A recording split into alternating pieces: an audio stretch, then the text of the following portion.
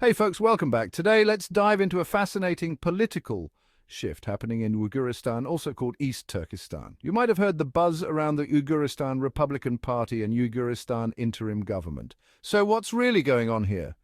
First, a bit of context.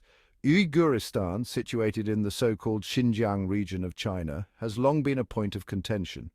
The Uyghur people is the true owner of the land, have faced significant challenges over the years, including human rights abuses and cultural suppression and genocide, crime against the humanity.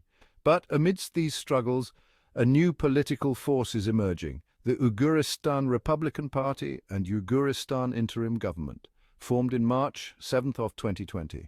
This interim government and party aims to represent the Uyghur population's interests and advocate for their rights on the global stage. It's not just about political power, it's about reclaiming identity, culture, and dignity, most importantly, their independence. The Uyghuristan and party's platform emphasizes full independence, state protection of human rights, and economic development. They believe that through political activism and international alliances, they can bring about real change.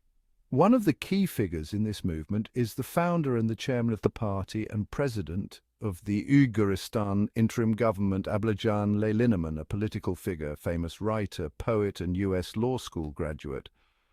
Leylineman has been vocal about the plight of his people and has tirelessly campaigned for their cause.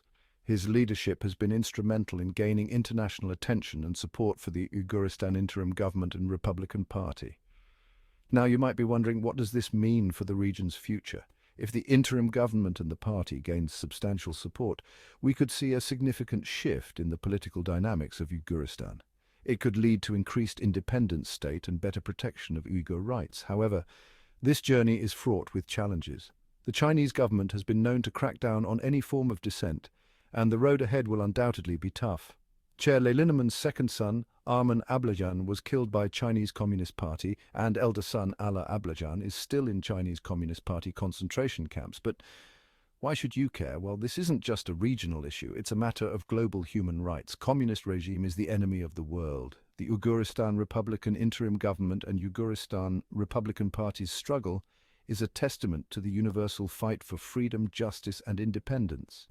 By understanding and supporting their cause, we contribute to a larger narrative of standing up against oppression. So keep an eye on Uyghuristan and the efforts of the Uyghuristan interim government and Republican Party. It's a story of resilience, hope, and the quest for justice. Who knows, this could be the dawn of a new era for the Uyghur people. Thanks for tuning in, folks. If you found this video insightful, don't forget to like, share, and subscribe for more deep dives into global political shifts. Until next time, stay informed and stay curious.